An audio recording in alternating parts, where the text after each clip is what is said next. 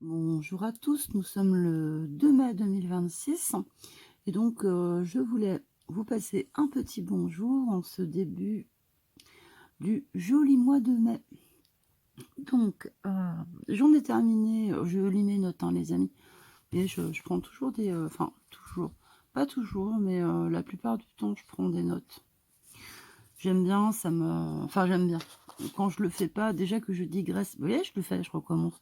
Je digresse énormément, donc si j'ai pas de notes...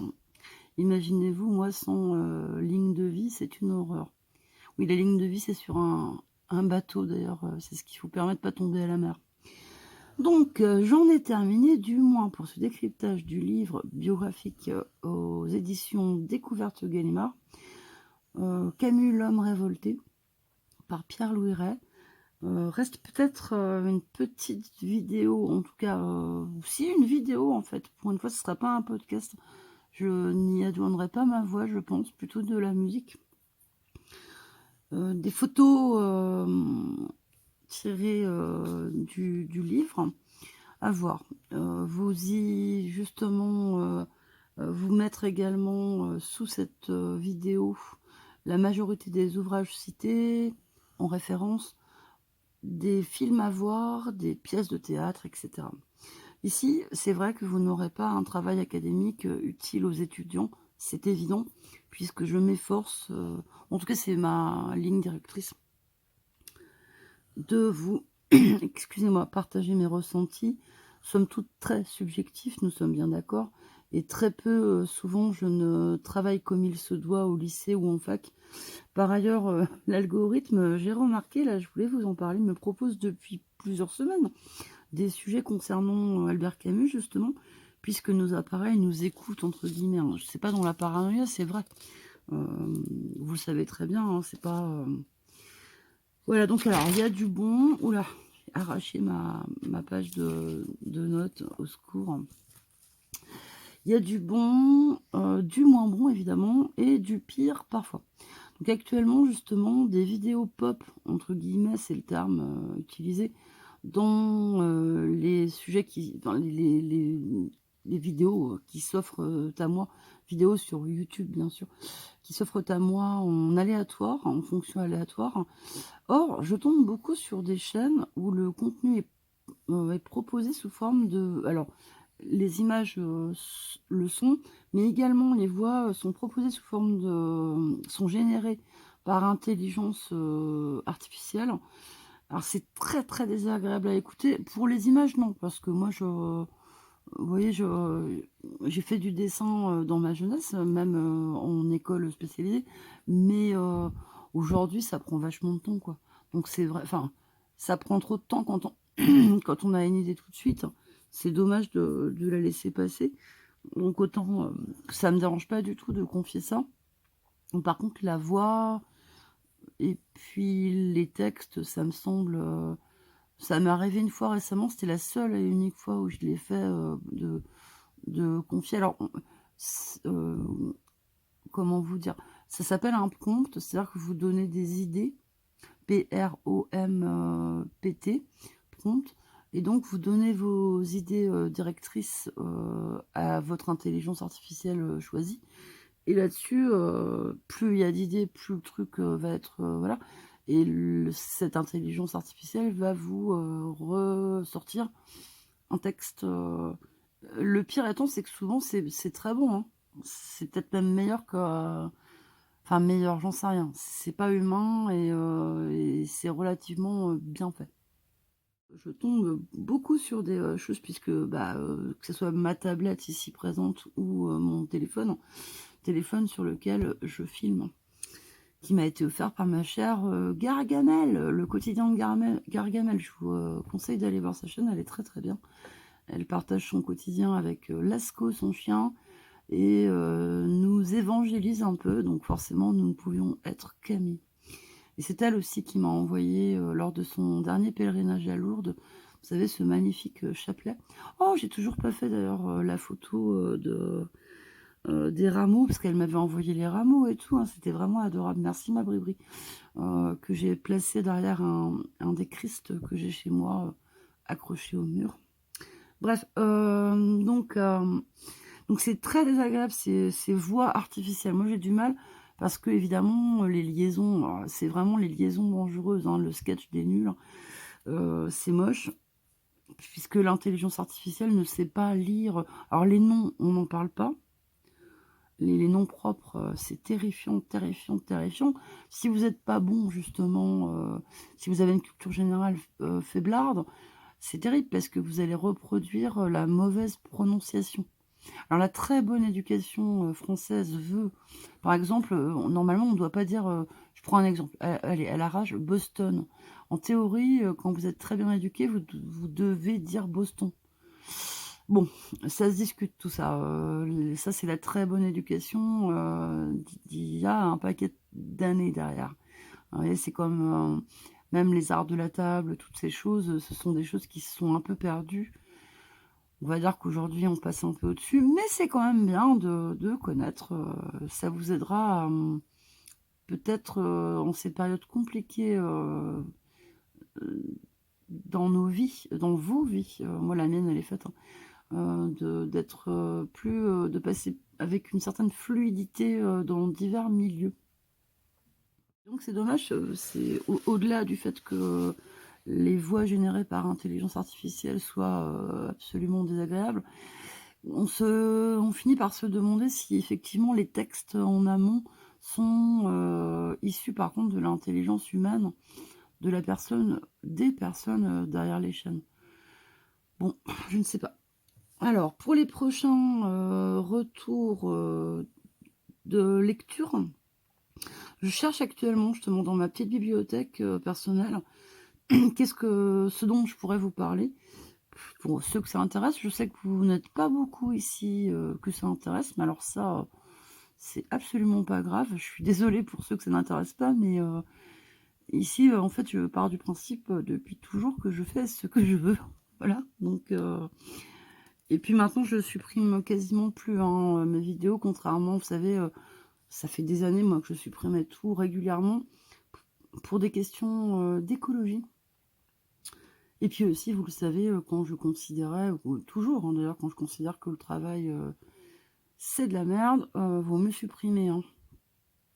C'est-à-dire, montage mal fait, idéologie pourrie, voilà, c'est pas la peine de critiquer des gens, je pense, à un moment donné, c'est quand on est dans une critique, qu'on voudrait que constructive, c'est mieux quand même d'être capable de se regarder, dans un miroir et de dire: «Bon, bah, là, ma grande, Ginette, ce que tu as fait, c'est pas génial. Allez, vire-moi ça, c'est caca. Reformule tes idées si tu as envie d'en reparler, de reparler du sujet ou fais un montage mieux». Voilà, ou vous savez, souvent, j'aime bien les proverbes, moi, vous savez, hein, je parle des proverbes et aussi également des petites phrases qu'on trouvait, jusque dans les années 50, en fait, fin des années 50, dans les salles de classe, les choses de morale qui étaient accrochées, souvent, en haut des classes, c'est qui vole un œuf, vole un bœuf, ce genre de truc. Et ça m'aide aussi à essayer de rester, constructive. C'est-à-dire, il y a justement une chose que j'aime bien, c'est une citation ou en tout cas dans la morale. Si, ce que tu dis, n'est pas plus beau, que le silence, tais-toi. Donc, à un moment donné, si, j'ouvre ma bouche et que ce que j'ai dit n'était pas plus beau que le silence, alors souvent, hein, la plupart du temps, ce que je dis n'est pas plus beau que le silence. Mais il y a, certaines fois où c'est pire. Donc bon, ça sert à rien. Bref. Alors je continue, donc je cherche effectivement, de quoi donc, que je pourrais vous parler? Dites donc. Alors Nico, m'a commandé ou va me commander, je sais plus ce qu'il m'a raconté, parce que c'est lui qui fait les courses, hein, désormais. Je peux plus moi, hein, honnêtement, j'ai plus la santé pour. Et donc comme on a fait, quelques réserves, parce que à un moment donné, il faut être réaliste. Alors sans vider les étals de vos magasins, bon, je vous laisse vous renseigner par vous-même. Et donc il est allé au Leclerc, on n'y va jamais, hein, nous, on est plutôt abonnés à Aldi ou ce genre de trucs, pas cher quoi, pour les pauvres, et encore c'est très cher. Voilà. Ah bah si, quand vous êtes ouvrier ou retraité ou tout ça, c'est tout ça, tout ceci, on est dans le bas de gamme, mais qui reste quand même, vachement cher et donc il était là Leclerc. Alors pourquoi? Je lui avais demandé. Ah oui, c'était pour essayer de voir s'il y avait pas des grosses contenances de certains produits. C'est-à-dire, moi je comprends pas quand je suis arrivée ici, dans son bled là, parce que j'arrivais d'ailleurs une quarantaine de bornes plus bas, enfin plus au sud.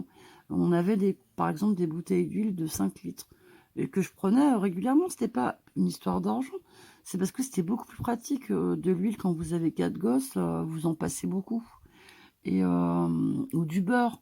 Moi je prenais je prenais au moins 1 kilo par semaine de beurre, parce que je faisais des 4 quarts. Alors ça, le 4 quarts, c'est un truc qui est devenu inabordable. Mais des choses comme ça, vous voyez, parce que j'avais mes gosses quand même. Bref, et ici, que dalle. Mais c'est pas depuis la crise, ça a toujours été le cas. Ils n'ont pas de poisson non plus. Ici, ah non, c'est vraiment Bob Larriette, hein, la charcuterie, il y a pas de poisson, les contenants pour, l'huile, c'est des bouteilles d'1 litre.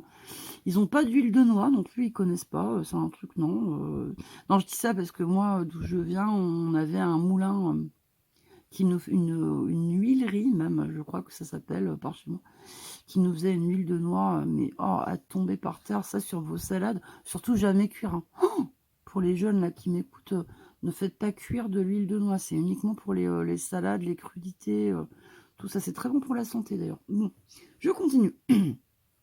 Donc alors, il est allé au Leclerc et il m'a dit: «J'ai regardé au rayon bouquins», parce que normalement, il va toujours à la librairie de la Flèche, qui est une librairie indépendante, mais je crois que là, il a pas pris le temps d'y aller. Donc comme il était au Leclerc, il est allé voir.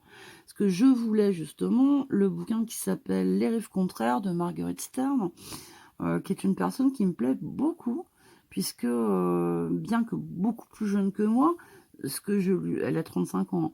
Ce que j'admire chez elle, c'est qu'elle est arrivée aux mêmes conclusions politiques que moi, moi ayant évidemment moins de réflexion et attendu l'aube de la cinquantaine pour réagir et accepter que malgré plus de 30 ans de lutte politique engagée, je m'étais trompée.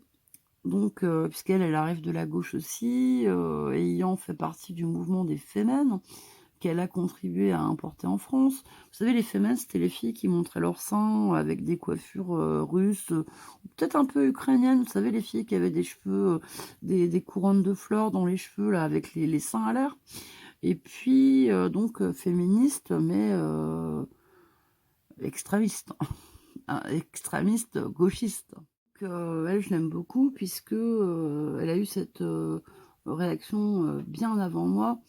Donc, alors, comme moi, elle subit le rejet de ses anciens camarades de gauche, voilà. Et c'est bien sûr attristant de n'avoir que mépris en retour, hein. Bon, elle a milité beaucoup moins longtemps que moi, hein, puisque moi, ça a été... à chaque fois, je dis 30 ans, mais en réalité, beaucoup plus. Je vois pas le temps passer, puisque moi, je suis tombée dedans quand j'étais petite, comme Obélix, et puis, donc j'ai quand même 53 ans depuis peu, et en fait, il y a à peu près, on va dire 2 ans que je raisonne, ouais, je remonterai ça à peu près 2 ans où je raisonne vraiment différemment. Donc, voilà, et que je ne récolte que mépris de mes anciens camarades. Donc, il y a ce livre, donc alors je ne sais plus, ça s'appelle Les rives, je reprends mon truc là, c'est Les rives contraires, voilà, donc, mais pas encore lu. Donc, justement, je cherche dans mes livres de chez moi. Je pensais de toute façon, bon là, les rives contraires, ce n'est pas le cas, mais je pensais de toute façon parler de sujets plus légers, pour pas tomber dans l'ennui non plus, vu est-ce que je suis pas non plus une grande intellectuelle.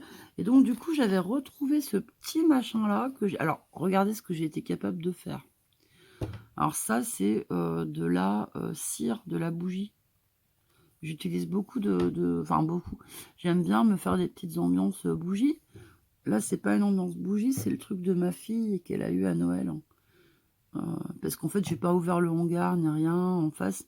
Donc pour ceux que ça intéresse, voilà ce qu'on voit. Vous voyez la grande porte là. Et donc ça, comme j'ai pas ouvert, et j'ai pas ouvert non plus les rideaux à côté. Donc du coup, je suis encore dans le noir. Et donc ça s'appelle Première fois, les livres qui ont... Alors, les livres des instants qui ont changé nos vies. Alors, c'était, vous savez, la petite collection Librio. Donc ça coûte 2 euros. Je sais pas s'ils existent encore d'ailleurs. Et moi, quand j'étais plus jeune, on les trouvait, c'était les fameux bouquins à 10 francs. Donc j'ai des 10 francs ici et j'ai des 2 euros. Et je me suis dit, ah bah tiens, pourquoi pas. Et c'est des petites... Alors les premières fois, on se calme, c'est pas des trucs sexuels.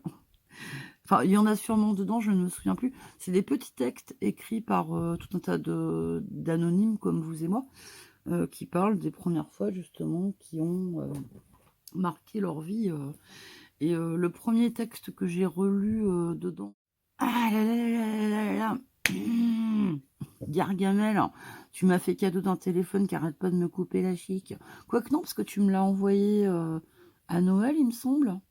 C'était un magnifique cadeau, hein, je t'en remercierai jamais assez, ma belle. Et il me fait ça depuis une semaine ou deux. Donc monsieur me coupe la chic. Donc j'étais en train de vous parler justement des premières fois où j'avais lu l'un des premiers textes que j'ai lu hier soir, en me disant est-ce que je leur fais le coup de lire 3-4 textes comme ça issus de ce bouquin. Et je me suis dit bah oui, c'est léger, ça peut être léger, je vais pas vous lire les pires. Et là, le premier que j'ai lu, c'était sur une dame qui a un certain âge, enfin, issue sous la plume d'une dame qui a un certain âge, et qui raconte sa première fois en Normandie quand elle était enfant, et qu'elle a trait une vache où elles étaient dans un pré, les vaches, avec des pommes et tout et tout. Bon, bah, il y a Nico qui se lève là, et du coup, il y a des chiens qui gueulent. Je vais couper 2 minutes. Donc alors, je sais plus où j'en étais, parce que Nico, comme vous l'aurez compris, est descendu. Petit père, il faut quand même bien qu'il se repose un peu le samedi matin. Donc j'allais pas aller l'embêter, mais comme il m'a entendu parler toute seule, et puis que les chiens commençaient à s'impatienter en bas, il est descendu. Donc voilà. Donc oui, je vous parlais de cette dame là qui, ça a été une de ses premières fois. Quand on vous dit première fois, bah elle c'était la première fois où elle a trait une vache. Donc vous voyez que c'est quand même beaucoup plus léger et beaucoup plus prime sautier. Donc voilà. Sinon très heureuse de lire de nouvelles personnes avec de jolies plumes et de beaux esprits. Ce qui a été le sujet hier au soir d'une discussion avec Nico qui vit à son usine. La désespérance, des conversations creuses, malsaines parfois. Il me disait que c'est terrifiant, on s'habitue à la médiocrité, à tel point que, en tout cas pour moi, on en devient très circonspect lorsque l'on lit de trop belles choses sous nos publications. À présent, on se demande en premier lieu si c'est un commentaire personnel écrit par un humain ou bien avec l'aide de l'intelligence artificielle. Et ensuite, on est quand même très surpris. Je vous avoue que moi, ça m'est arrivé depuis 2 jours là d'être très très surpris par le niveau, qui est un petit niveau de compétition, voilà. Et donc, puisque effectivement, l'intelligence en premier lieu et la culture ensuite, parce que je vous rappelle que être intelligent, c'est quand même plus important que d'être cultivé, hein. On en revient toujours à mon cher Montaigne, Michel de Montaigne, qui nous expliquait en une simple maxime qu'il valait mieux avoir un cerveau bien fait qu'un cerveau trop plein, bien plein, voilà. Donc comme ces deux choses-là, l'intelligence et la culture, font cruellement défaut aujourd'hui, bon, on est quand même un peu étonné. Ensuite, en effet, bien, écoutez, nous sommes heureux. Attention, je m'attache vite, trop vite quelquefois. Alors, attendez, parce que là, justement, j'ai voilà, noté... Alors, pas de chronique judiciaire cette semaine non plus, issue du détective du mercredi. Eh oui, pas de procès ou d'enquête intéressante, mis à part effectivement le verdict du procès du jeune Thomas qui avait, souvenez-vous, poignardé sa professeure, au lycée il y a 3 ans. Vous savez, cette femme dont le compagnon avait dansé, devant le cercueil à la sortie de la messe funèbre. Donc le jeune homme de 19 ans aujourd'hui a écopé de 15 ans de prison, ce qui est une vraie peine et en même temps ne lui retire pas la vie. Alors pourquoi je vous dis ceci? J'ai fait un podcast il y a peu sur la dangerosité des psychotropes chez les enfants et les ados. On voit que dans énormément de situations de, comment ça s'appelle déjà ça? De tuerie de masse, aux États-Unis en particulier, parce ils sont quand même starbés, hein, avec leurs armes et tout, on n'a pas trop envie de les recevoir chez nous. Ils ont quand même une passion des armes, tout ça qui est quand même un peu spécial. Bon, en même temps, ils luttent contre des ours et des gangs de rue, donc bah, c'est normal, hein, de se défendre à coups de calache. Bon, bah écoutez, c'est bien, il faut rester chez vous, les gars. Restez chez vous. Nous, ça va, on nous a retiré nos armes et finalement, tout se passe bien, hein. Tout se passe bien, hein. Justement, les seuls à avoir des calaches ou des armes tout court, c'est les gangsters, hein. Et un peu les chasseurs, quand même. Mais normalement, ils les ont plus chez eux. Donc, bref, enfin, je crois. Je suis pas sûre, je chasse pas, moi, personnellement. Donc alors, je vous expliquais justement dans ce truc sur les psychotropes qu'on s'aperçoit que beaucoup de ces, tueurs de masse, des gamins, c'est des ados, ils sont justement, sous psychotropes, dites donc. Tout le temps quasiment. Donc ce jeune de 16 ans justement en prenait depuis plusieurs semaines lorsqu'il a commis l'irréparable. Donc, alors attendez, parce que ça, j'ai écrit ça après. Hein. Donc, ces défenseurs ont tenté de se servir de ça. Et en plus, il entendait des voix. Vous voyez le truc. Bon, ça n'a pas convaincu les jurés, puisqu'effectivement, ils lui ont collé 15 ans quand même. Hein, donc, on n'est pas.